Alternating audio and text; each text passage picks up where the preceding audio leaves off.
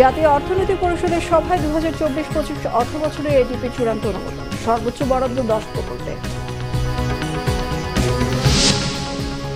শেখ হাসিনা ফিরে এসেছিলেন বলে দেশের গণতন্ত্র শৃঙ্খল মুক্ত হয়েছে ওবায়দুল কাদেরের মন্তব্য। নির্বাচন আওয়ামী লীগের কাছে শুধুই আনুষ্ঠানিকতা, বললেন রিজভী। আবারও আসছে তীব্র তাপদাহ, দেশের 5 বিভাগে 48 ঘন্টার জন্য হিট অ্যালার্ট জারি।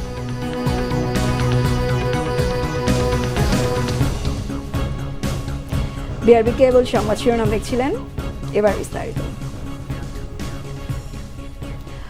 আগামী 2024-25 অর্থ বছরে প্রস্তাবিত বার্ষিক উন্নয়ন কর্মসূচি বা এডিপি চূড়ান্ত অনুমোদন দেওয়া হয়েছে। প্রধানমন্ত্রী শেখ হাসিনার সভাপতিত্বে জাতীয় অর্থনীতি পরিষদের সভায় এই অনুমোদন দেওয়া হয়। বৈঠকে প্রধানমন্ত্রী শেখ হাসিনা বৈদেশিক ঋণ ও অনুদানের প্রকল্প দ্রুত শেষ করার নির্দেশ দিয়েছেন।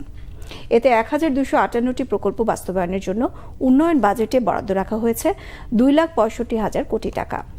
চলতি অর্থ বছরে এডিপির আকার ছিল 2,63,000 কোটি টাকা। সেই হিসেবে এবার এডিপির আকার বাড়ছে 2,000 কোটি টাকা।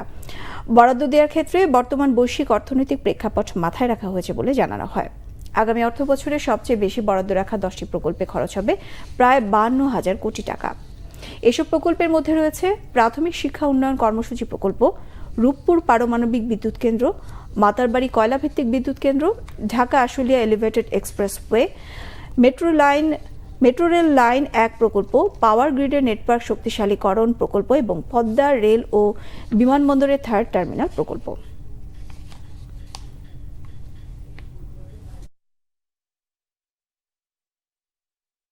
কাদের বলেছেন, 1981 সালে শেখ হাসিনা দেশে ফিরে এসেছিলেন বলেই বাংলাদেশের গণতন্ত্র শৃঙ্খলা মুক্ত হয়েছিল। আর গত 15 বছরে দেশের যে উন্নয়ন হয়েছে তার সঙ্গে আগের বাংলাদেশে কোনো মিল নেই। তিনি বলেন, এই বদলে যাওয়া বাংলাদেশের রূপকার প্রধানমন্ত্রী শেখ হাসিনা। 17 মে প্রধানমন্ত্রী শেখ হাসিনার স্বদেশ প্রত্যাবর্তন দিবস উপলক্ষে সুবিধা বঞ্চিত মানুষের মধ্যে খাদ্য বিতরণ অনুষ্ঠানে তিনি এসব কথা বলেন।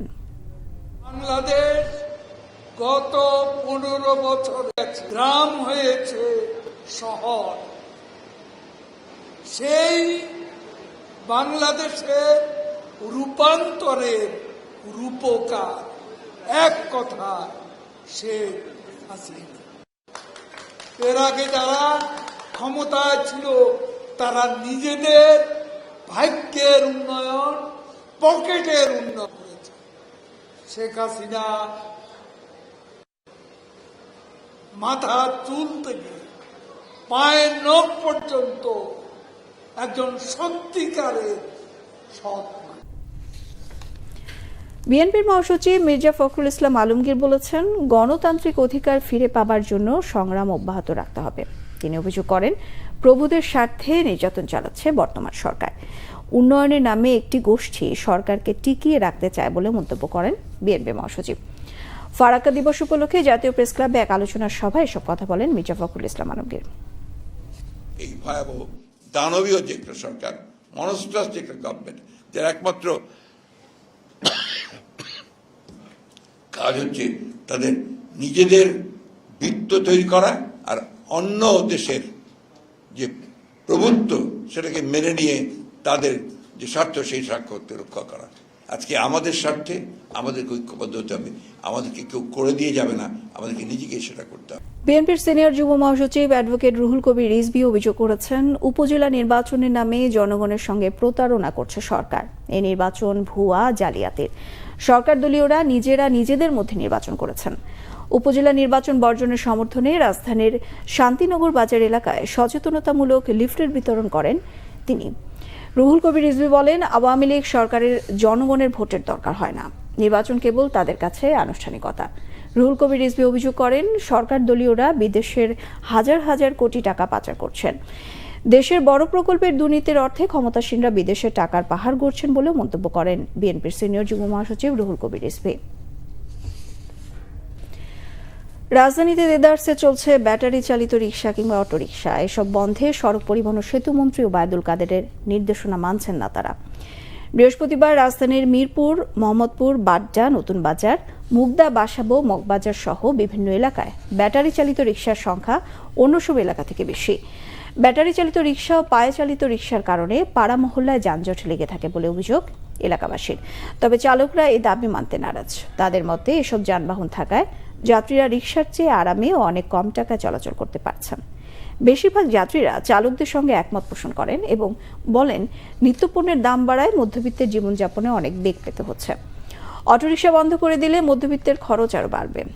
আবার কেউ কেউ এসব বন্ধের পক্ষেও মত দিয়েছেন। আবারও আসছে তীব্র তাপদাহ। দেশের 5 বিভাগে আগামী 48 ঘন্টার জন্য হিট অ্যালার্ট জারি করেছে আবহাওয়া অধিদপ্তর। বুধবার এক বিজ্ঞপ্তিতে জানানো হয়, রাজশাহী, রংপুর, ঢাকা, খুলনা ও বরিশাল বিভাগের উপর দিয়ে চলমান তাপপ্রবাহ আজ সন্ধ্যা 6টা থেকে পরবর্তী 48 ঘন্টা অব্যাহত থাকতে পারে। এ সময় জলীয় বাষ্পের আধিক্যের কারণে অস্বস্তি বাড়তে পারে। টানা তাপদাহের কারণে চলতি মে মাসের শুরুতে ও এপ্রিলের শেষে কয়েক দফা সতর্কবার্তা দিয়েছিল আবহাওয়া অধিদপ্তর। মাঝে বৃষ্টি হলে তাপমাত্রা কিছুটা কমায়, স্বস্তি ফেরে জনজীবনে। তবে সেই সাময়িক স্বস্তি পেরিয়ে আবারও শুরু হয়েছে তীব্র তাপপ্রবাহ। দর্শক, রাজধানীতে ব্যাটারি চালিত রিকশা চলাচলের অবস্থার খবর জানতে আমরা চলে যাচ্ছি ধানমন্ডি এলাকায়, যেখানে এই মুহূর্তে রয়েছেন সহকর্মী সৈকত সাদিক। সৈকত, ব্যাটারি চালিত রিকশা চলাচলের বন্ধের ব্যাপারে সড়ক পরিবহন মন্ত্রীর ঘোষণার পর আপনি রাস্তার অবস্থা কেমন দেখছেন? বিপাশা, গতকালকে সড়ক পরিবহন সেতুমন্ত্রী ওবায়দুল কাদের জানিয়েছেন যে রাজধানীর যানজটের যে বিশৃঙ্খলা সেটা নিরসনের জন্য কিন্তু মোটর সাইকেলের যে নিয়ন্ত্রণ নিয়ে এসেছেন, যে এর জন্য রাজধানীর যে ব্যাটারি চালিত রিকশা বা অটোরিকশা চলে সেগুলো যাতে বন্ধ করে দেওয়া হয়, এগুলো যাতে না চলতে পারে সেই জন্য একটা কিন্তু ব্যবস্থা নেওয়ার জন্য বলেছেন মন্ত্রী। সেই অনুযায়ী কিন্তু আজকে রাজধানীতে আমরা বিভিন্ন জায়গায় ঘুরেছি এবং দেখেছি রাজধানীর যে মূল সড়কের পাশের যে এলাকাগুলোতে, যে আবাসিক এলাকাগুলোতে যেহেতু অটোরিকশা এবং ব্যাটারি চালিত রিকশাগুলো কিন্তু নিয়মিত চলে থাকে। তো আজকে আমরা বেশ কয়েকটি জায়গায় দেখেছি, বিশেষ করে গলিগুলোর মধ্যে কিন্তু এখনও ব্যাটারি চালিত অটোরিকশাগুলো কিন্তু নিয়মিত চলাচল করছে এবং তাদের সাথে কথা বলেছি। তারা বলেছেন যেহেতু সরকারের নির্দেশনা তারা ঠিক সেইভাবে পাননি, প্রতিদিন ভোরে তারা বের হয়ে আসেন এবং সারাদিন থেকে রাত পর্যন্ত তারা এই অটোরিকশা চালান। আর ব্যাটারি চালিত রিকশা দিনের চেয়ে কিন্তু সন্ধ্যার পর কিন্তু তাদের চলাচলটা বেড়ে যায়। বিশেষ করে রাজধানী ঢাকার মূল সড়কগুলোতেও কিন্তু ব্যাটারি চালিত রিকশা তখন চলাচল করে। তবে আজকে ধানমন্ডির আবাসিক এলাকায় আমরা খোঁজ দিলাম, হয়তো 2-1টা ব্যাটারি চালিত রিকশা দেখা যাচ্ছে। তারা এখানকার যে অন্যান্য যারা পায়ে চালিত রিকশা চালক বা সাধারণ যাত্রী তারা বলছেন যে রাজধানীর যে আশেপাশের যে এলাকাগুলো রয়েছে, মোহাম্মদপুর, বেরিবাদ বা মিরপুর বা বিভিন্ন এলাকা, মুগদাসহ সেই দিকে কিন্তু ব্যাটারি চালিত রিকশা একটু বেশি চলাচল করে এবং রাজধানীর ভিতরের রাস্তায় তারা যেহেতু আইনশৃঙ্খলা বাহিনীর নজর ফাঁকি দিয়ে তাদের চালাতে হয়, এর জন্য তারা কিন্তু অনেকটা সাবধান হয়ে তারাই চালান। এবং ব্যাটারি চালিত রিকশা যারা চালান তারা বলছে সরকারের এই সিদ্ধান্তটা কিন্তু ঠিক হবে না, এটা করলে কিন্তু তাদের আয় বা রুটি রোজগারের একটা ঝামেলা হবে। এবং যাত্রীরাও বলছে যে তারা কিছুটা কম বা সাশ্রয়ী বাহন হিসেবে কিন্তু সেটাই চলে থাকে, যেহেতু রিকশা ভাড়া একটু বেশি, যেহেতু গরমের ওয়েদার, বৃষ্টি বা নানা করে রিকশা ভাড়া বেড়ে থাকে। সব মিলিয়ে বিপাশাই হচ্ছে রাজধানীর ব্যাটারি চালিত রিকশার যানবাহনের সর্বশেষ পরিস্থিতি চলাচলের। জি সৈকত, আপনাকে ধন্যবাদ।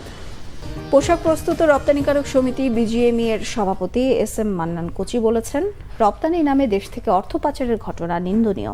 বিজিএমই কখনো এই ধরনের কাজ নৈতিকভাবে সমর্থন করে না। সকালে চট্টগ্রামে কাস্টমস হাউসের সম্মেলন কক্ষে চট্টগ্রাম কাস্টমস কমিশনারের সঙ্গে বিজিএমই নেতৃবৃন্দের বৈঠকে তিনি এসব কথা বলেন।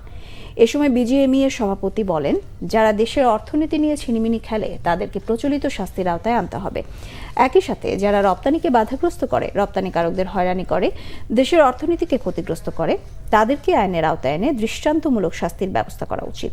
প্রকৃত রপ্তানিকারকরা কখনোই অর্থ পাচারের অপতৎপরতায় লিপ্ত থাকে না। খেলা সংবাদ এবার।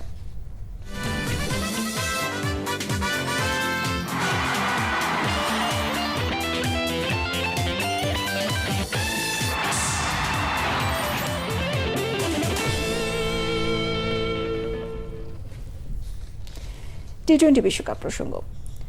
আইসিসি টি-20 বিশ্বকাপ খেলতে যুক্তরাষ্ট্রের পথে রয়েছে বাংলাদেশ দল।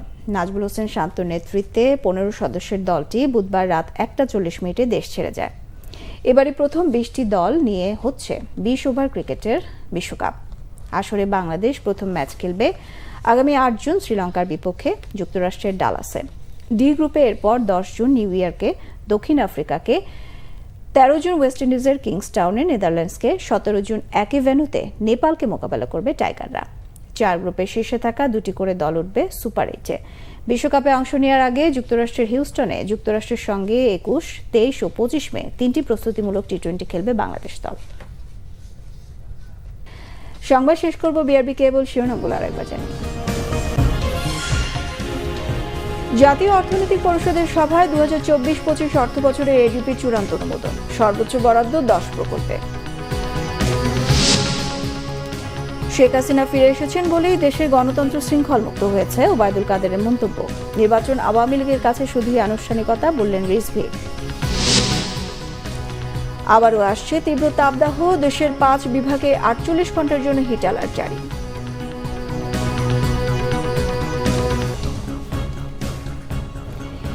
এই ছিল এখনকার মতো। পরের সংবাদ বিকেল 4টায়, 3টায় থাকছে নিউজ টপ 10 দেখার আমন্ত্রণ রইল।